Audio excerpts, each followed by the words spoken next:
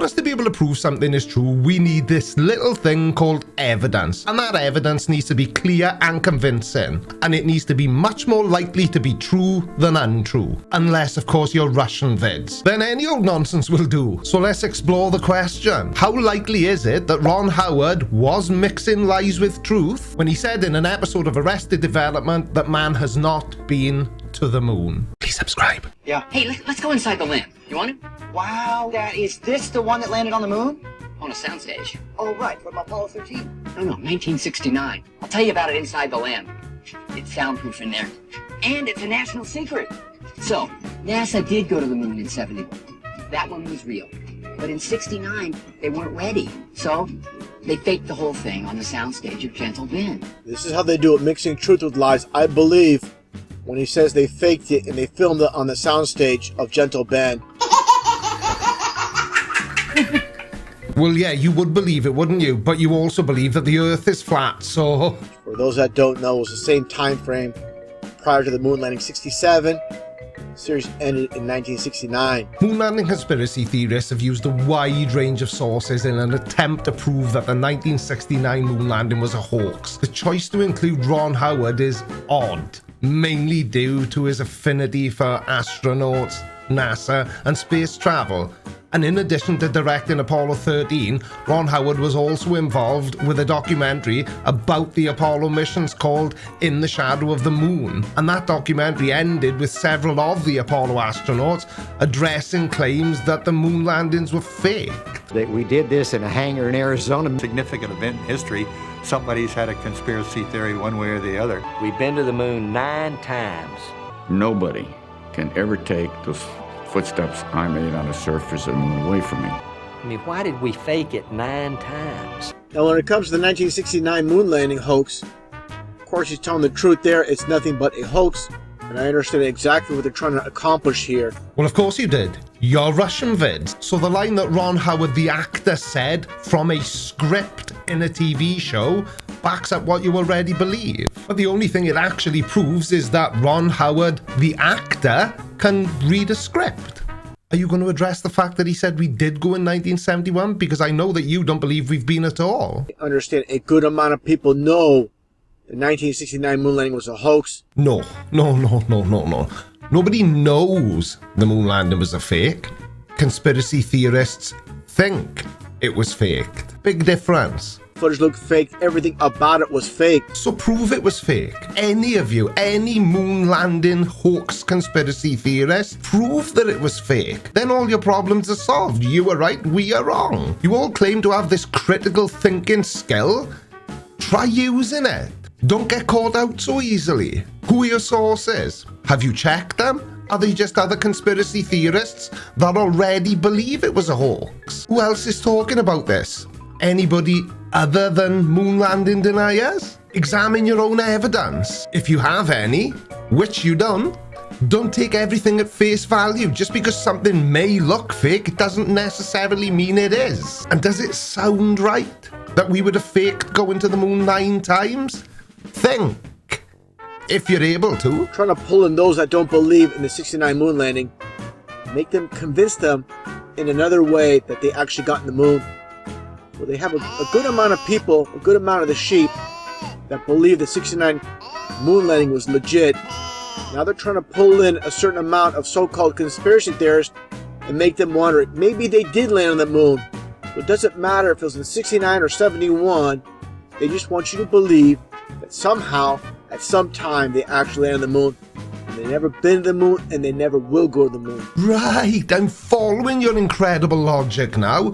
So when Ron Howard said that we didn't go to the moon in 1969, which incidentally matches what you believe, he was telling the truth. But when he went on to say that we did go in 1971, because that doesn't match what you already believe, he's lying. Cherry pick much? After uploading that short clip of supposed Canadian astronaut Chris Hadfield talking about eventually going to the moon. Just a side note, how the so-called elite love a play on words when they call them astronauts because they've never been in space. Now who better than little old me to criticize somebody on their pronunciation. It is not astronaut, it's astronaut, which is derived from the Greek words meaning space sailor. Astro, space. Naut, nautical, sailor. How the elite love to mock all those that believe that somehow these phonies can get into space.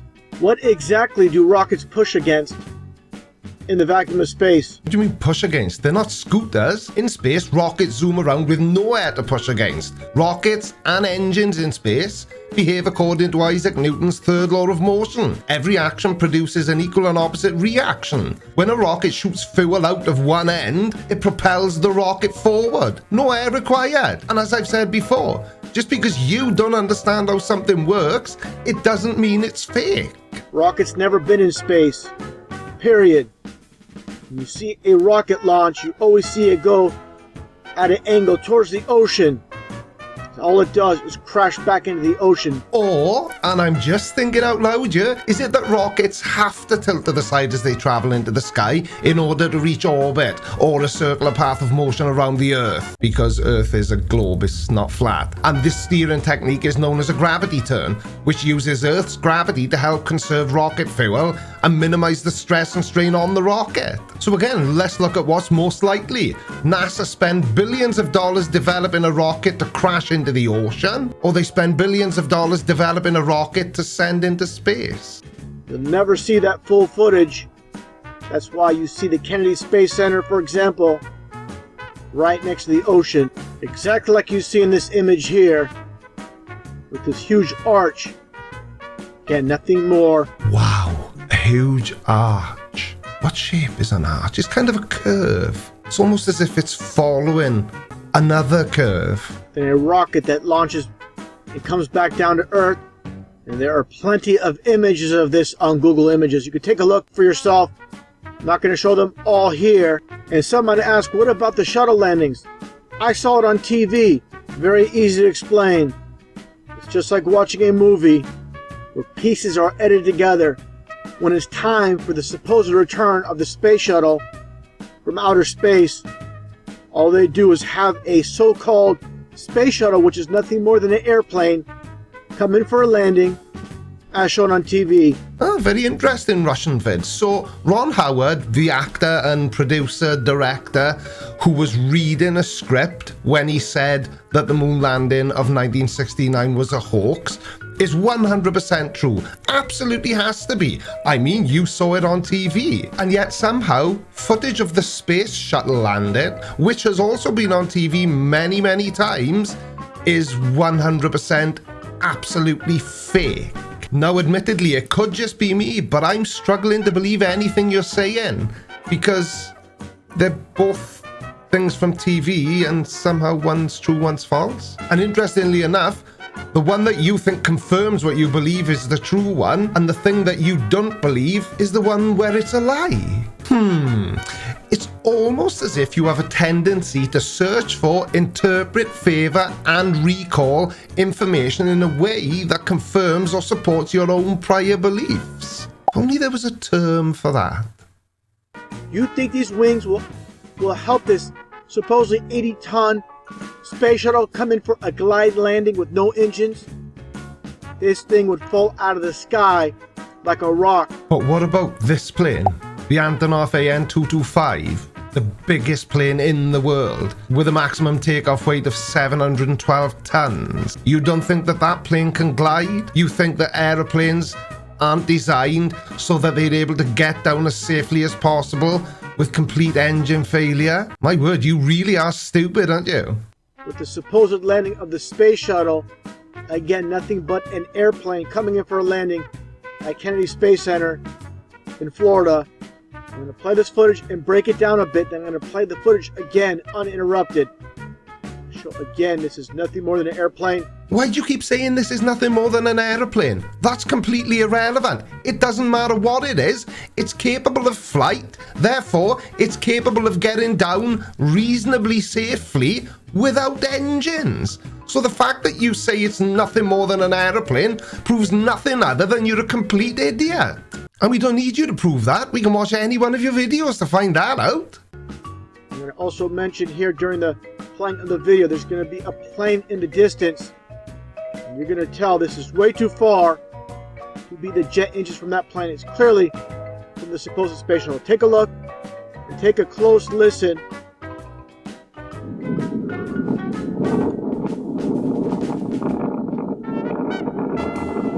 Now first off, look at the elevation that you have here, and it's coming in for the landing.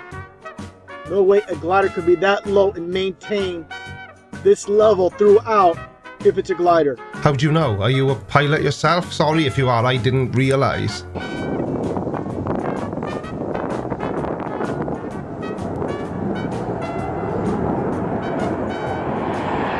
There's a shuttle.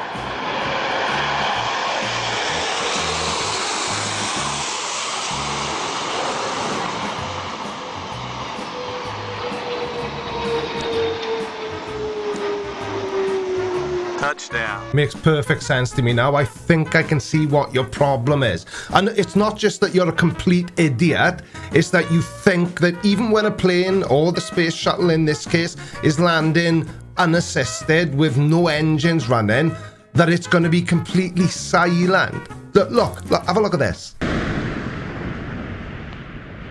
The gear is down and locked.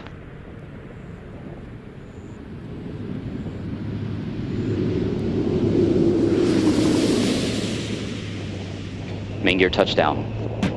There we go, Russian Vids. I'm sure that'll clear it up for you. And you have to believe it now. I mean, you just saw it on TV. Well, YouTube is kind of like TV. Unless, of course, you watch this on your phone. Alright, watch this next. But before you do, make sure you subscribe. By order of the Creaky Blinder.